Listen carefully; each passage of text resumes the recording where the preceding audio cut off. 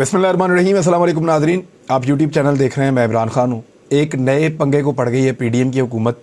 वैसे पीडीएम के सारे लोग तो नहीं है, आसिफ अली जरदारी और मौलाना फजलुर रहमान, ये दो लोग तो पहले इस दौर से बाहर थे।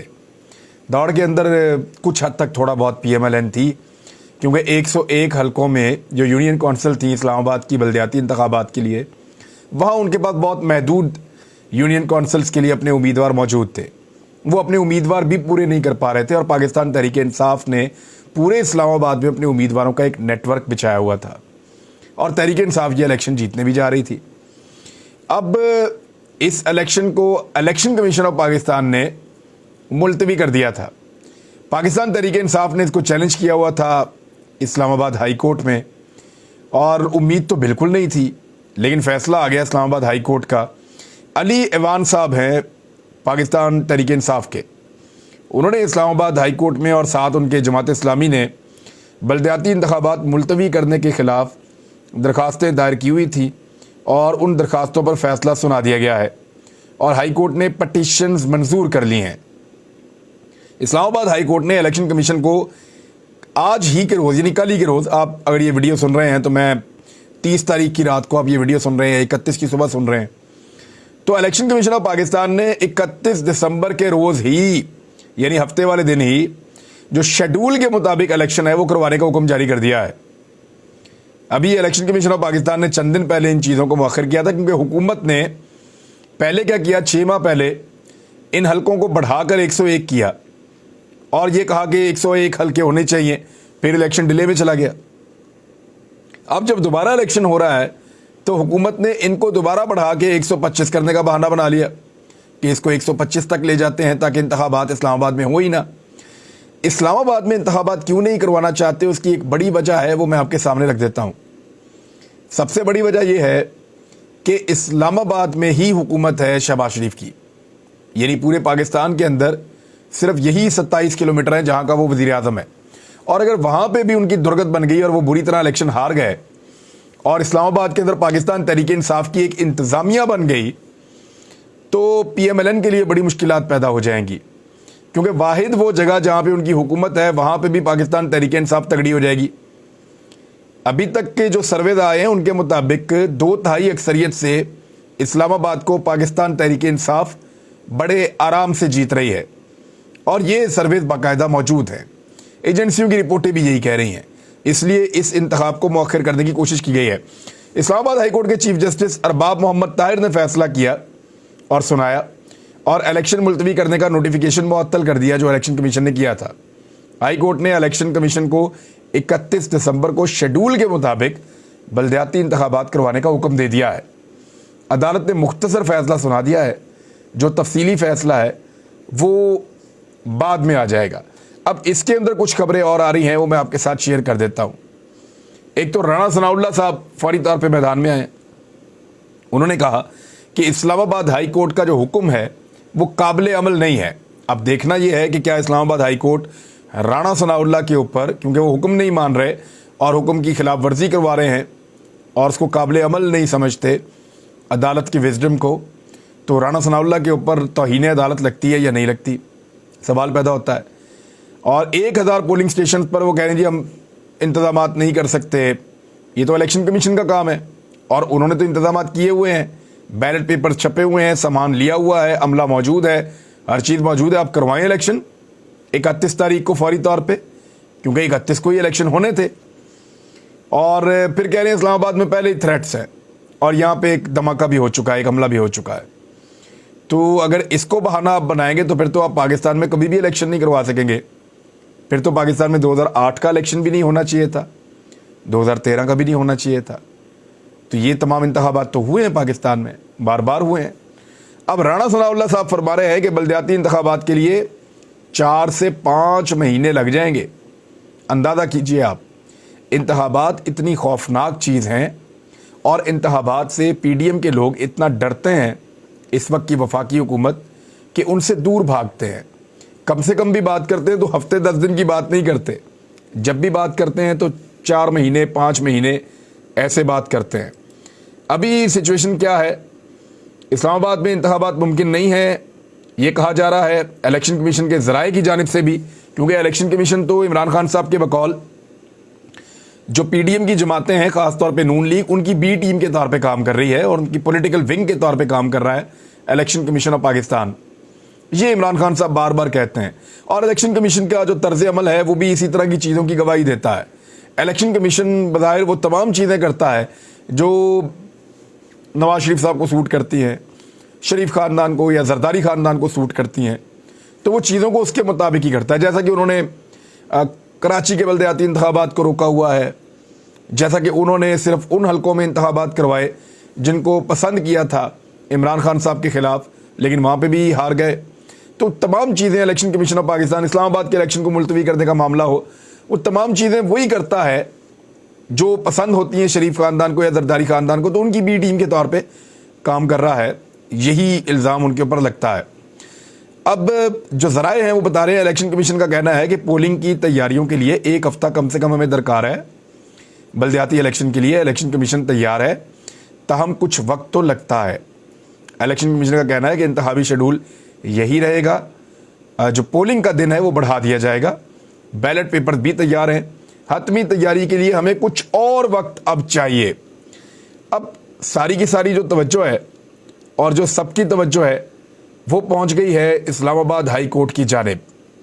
اسلام آباد ہائی کورٹ سے ریلیف لینے کی کوشش کی جا رہی ہے.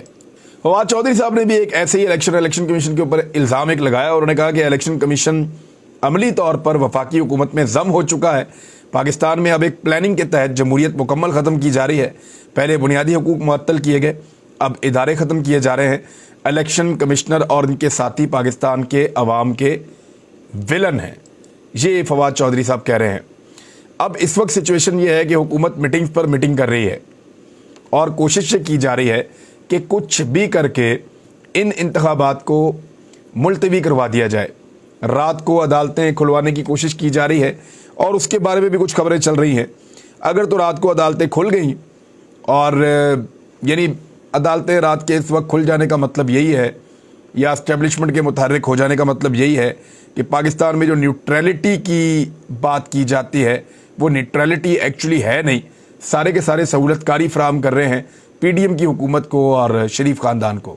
صدیق جان نے اس پہ ایک ٹویٹ کیا ہے، کیونکہ عدلیہ کے معاملے میں صدیق جان ہم سب سے بہتر ہیں اور وہ اس کو رپورٹ کرتے رہتے ہیں عدالتی معاملات کو. انہوں نے کہا اسٹیبلشمنٹ کے ڈنڈے اور عدالتوں کے کندھے پر اقتدار میں آنے والی امپورٹڈ سرکار عوام میں جانے سے اتنی خوفزدہ ہے کہ اس وقت ہر جگہ کالز کر رہے ہیں کہ عدالت کھلوائیں اور ہمیں عوام کے سامنے جانے سے بچائیں. کب تک یہ ڈنڈا آپ کو عوامی غیظ و غضب سے بچائے گا؟ ایک نہ ایک دن تو عوام میں جانا پڑے گا. اب یہ صورتحال بنی ہوئی ہے. صدیق جان صاحب نے کچھ اور چیزیں بھی اس پہ لکھی ہیں، وہ بھی میں آپ کو بتا دیتا ہوں. وہ یہ کہہ رہے ہیں کہ جسٹس ارباب محمد طاہر صاحب، آپ نے تاریخی فیصلہ دیا ہے، شکریہ.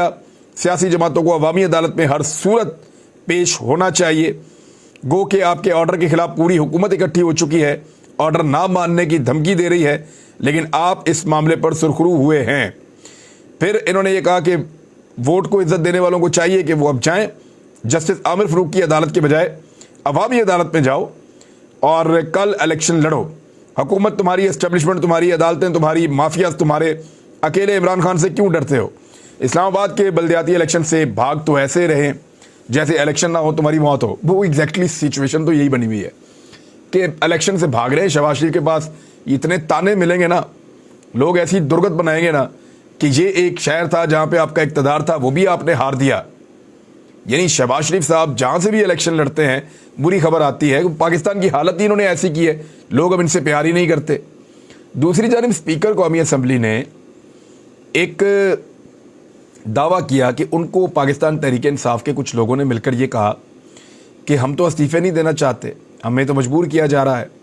تو اس پہ عمران خان صاحب نے اسپیکر سے علیحدہ ملنے والے پارٹی ارکان کے نام مانگ لیے ہیں اور اس پہ ایک کمیٹی بھی بنا دی ہے عمران خان صاحب نے کہ پتہ کر کے بتایا جائے کہ وہ کون سے لوگ ہیں جو اسپیکر سے علیحدہ سے جا کر ملے اور ان کو لگتا ہے کہ ہم زبردستی ان کو استعفوں کا کہہ رہے ہیں. تو ٹھیک ہے، وہ لوگ بھی سامنے آ جائیں، کیونکہ عمران خان صاحب اس وقت جو لوگ بھی عمران خان صاحب کو دھوکہ دیں گے، عمران خان صاحب ان سے جان چھڑا لیں گے اور اگلے انتخابات میں ان کو ٹکٹ نہیں دینا پڑے گا، وہ کچھ بہتر کارکنوں کو ٹکٹ دے دیں گے اور اس مرتبہ تو ان کی پاپولیرٹی یہ بتا رہی ہے کہ جس کو بھی وہ دیں گے وہ الیکشن جیتیں گے۔ میں نے آپ کو بہت پہلے ایک دن بتایا تھا، تب پاکستان کی اسٹیبلشمنٹ سے کچھ لوگوں نے، میرے دوستوں سے بھی رابطہ کیا، میرے سے بھی رابطہ کیا، مجھے براہ راست بھی اور بالواسطہ بھی یہ پیغام دیا گیا کہ آپ کی یہ اسیسمنٹ غلط ہے، آپ کی یہ انفارمیشن غلط ہے کہ ایم کیو ایم کو کبھی متحرک کیا جائے گا یا الطاف حسین کو یا الطاف حسین کے جو دھڑے ہیں ان کو اکٹھا کرنے کی کوشش کی جائے گی۔ اسٹیبلشمنٹ کبھی اتنا گھنونا کھیل نہیں کھیلے گی، اور اس چیز کے لیے ہم نے بڑی قربانیاں دی ہیں، کراچی میں امن بڑی مشکل سے آیا ہے، تو اس قسم کے دعوے کیے گئے تھے۔ تو میں نے ان سے یہ کہا تھا کہ ٹھیک ہے، یہ آپ کا ایک موقف ہے، لیکن میرے پاس یہ انفارمیشن موجود ہے کہ ایم کیو ایم کے دھڑوں کو بھی اکٹھا کیا جائے گا اور الطاف حسین کے لیے بھی موقع بنایا جائے گا تاکہ عمران خان کا رستہ روکا جائے، اور کراچی اور حیدرآباد میں اسپیشلی جو سندھ کے شہری علاقے ہیں وہاں پہ عمران خان کی نشستوں کو کم کرنے کی کوشش کی جائے۔ تو اب ذرا خبر آپ پڑھ لیں، جو میں نے کہا تھا چند مہینے پہلے وہ اب ثابت ہو رہا ہے۔ یہ خالد مقبول صدیقی صاحب کی قیادت کے اندر سب کو اکٹھا کرنے کی کوشش ہو رہی ہے۔ کامران ٹسوری صاحب جو ہیں وہ یہ چیزیں کر رہے ہیں۔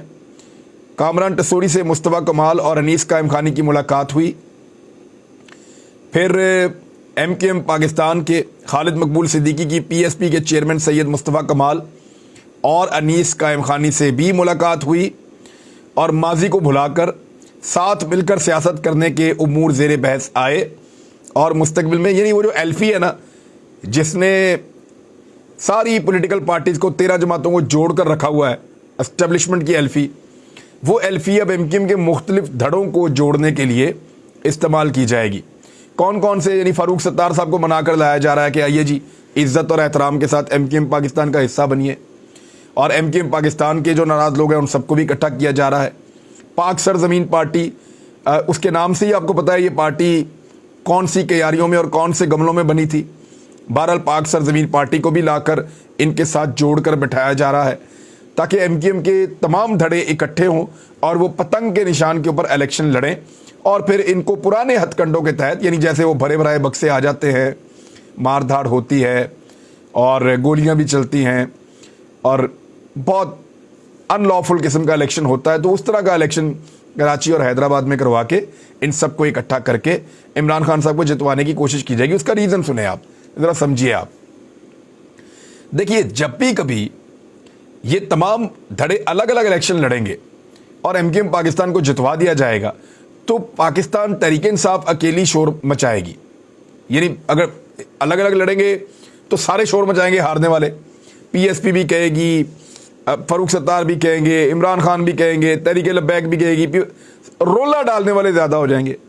لیکن اگر یہ سارے دھڑے اکٹھے ہوں گے تو رولا ڈالنے والے کم ہو جائیں گے ہار اور جیت کے فیصلے میں۔ تو اس لیے ان سب کو بھی اکٹھا کیا جا رہا ہے، اور اس کے بعد اگلا گندا کھیل بھی اسٹیبلشمنٹ کھیلے گی، کیونکہ پاکستان میں مجھے نہیں لگتا کہ اسٹیبلشمنٹ کا بھی دل اس گندے کھیل سے بھرا ہے جو پچھلے 8 مہینوں سے پاکستان میں کھیلا جا رہا ہے۔ ذرائع کا کہنا ہے کہ اگلے 8 سے 10 دنوں میں مزید ملاقاتوں کا امکان ظاہر کیا جا رہا ہے، جس میں مستقبل میں ساتھ چلنے کے روٹس طے کیے جا سکتے ہیں۔ اب فواد چودھری صاحب اس پہ کیا کہہ رہے ہیں؟ کراچی روشنیوں کا شہر تھا، سارے گنڈے جمع کر کے ایم کیو ایم بنا دی گئی۔ فواد چودھری نے کہا کہ کراچی روشنیوں کا شہر تھا، اسٹیبلشمنٹ کو پھر خیال آیا کہ ہماری پارٹی ہونی چاہیے، سارے گنڈے جمع کر کے ایم کیو ایم بنا دی گئی۔ کراچی میں عشروں تک، یعنی کئی دہائیوں تک آگ اور خون کا کھیل کھیلا گیا، مشکل سے جان چھوٹی تھی، اب پھر خیال آ رہا ہے تحریک انصاف کو روکنا ہے، پھر خیال آ رہا ہے بارود کا ڈھیر اکٹھا کر کے شہر میں چراغاں کی کوشش کی جائے، یعنی روشنیوں کے شہر میں اب روشنی لائی جائے گی بارود اکٹھا کر کے، کیونکہ جن لوگوں کو اکٹھا کیا جا رہا ہے ان کا ٹریک ریکارڈ تو سب کے سامنے ہے۔ ماضی میں بوری بند لاشیں کراچی میں ملتی رہی ہیں، پیپلز پارٹی اور ایم کیو ایم، امن کمیٹی اور فلاں گروپ یہ آپس میں لڑتے رہے ہیں۔ جس قسم کے حالات کراچی میں دیکھے گئے ہیں کئی دہائیوں تک، اللہ تعالیٰ کسی دشمن کو بھی نہ دکھائے، لیکن اسی آگ اور خون کے ملاپ کو دوبارہ اکٹھا کیا جا رہا ہے۔